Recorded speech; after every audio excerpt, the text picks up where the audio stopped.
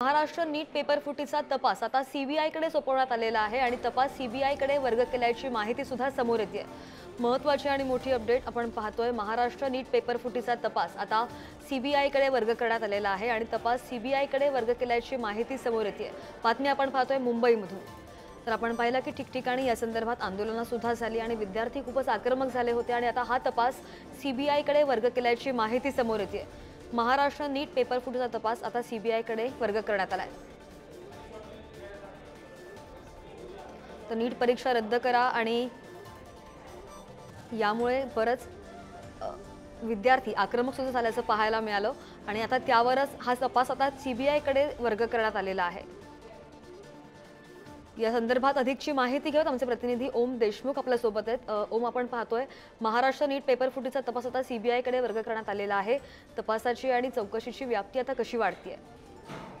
श्रद्धा, गेल्या काही दिवसांमध्ये नीट आणि मिटमधील पेपर फुटीचं प्रकरण हे महाराष्ट्रात गाजलं, देशभरात त्याचं होते। या सगळ्या संदर्भामध्ये गृह विभागाने एक महत्त्वपूर्ण निर्णय घेतला आहे। या प्रकरणाचा तपास आता सीबीआय अर्थात केंद्रीय तपास संस्थेकडे वर्ग करण्यात आलाय। गृह विभागातील उच्चपदस्थ सूत्रांनी त्यामुळे या प्रकरणातील दोषी असतील मुष्टी आवळण्यासाठी आता केंद्राकडून मदत केली जाते।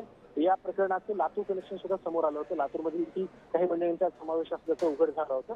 यामुळे आता या सगळ्या संदर्भात सीबीआय नेमकी काय कारवाई करते आणि नेमकं हे प्रकरण कुठपर्यंत पोहोचलंय हे पाहणं आता महत्त्वाचं आहे। येत्या काही दिवसांमध्ये सीबीआय लवकरात लवकर तपास करून या सगळ्या संदर्भात चौकशी पूर्ण करणार असं देखील कळतं। श्रद्धा, बरोबर आहे ओम, पण सीबीआयकडे तपास जेव्हा आता वर्ग केला त्यानंतर आता काय प्रोसिजर असेल, काय प्रोसेस असेल, किती वेळ लागेल या तपासासाठी? श्रद्धा, सध्या तरी हा तपास वर्ग करण्यात आल्याची माहिती आहे। अर्थात ही एक प्रोसिजर आहे, तो तपास वर्ग करणं, त्यानंतर त्यातील जी काही डेव्हलपमेंट महाराष्ट्र सरकारच्या वतीनं झाली त्या सगळ्या गोष्टी सीबीआयच्या हाती देणं, त्या हँडओव्हर करणं, या सगळ्याला एक कालमर्यादा असते। त्यानंतर हा तपास खऱ्या अर्थानं सीबीआयच्या माध्यमातून सुरू होईल। त्यामुळे निश्चित अशी कालमर्यादा सध्या तरी सांगायची नसली तरी सीबीआय आणि राज्य सरकार जर एकत्रितपणे हा तपास करणार असेल तर जलद गतीने हा तपास पूर्ण होईल अशी अपेक्षा सध्या तरी व्यक्त केली जाते। हो, बरोबर आहे ओम, धन्यवाद दिलेल्या सगळ्या सविस्तर माहितीसाठी।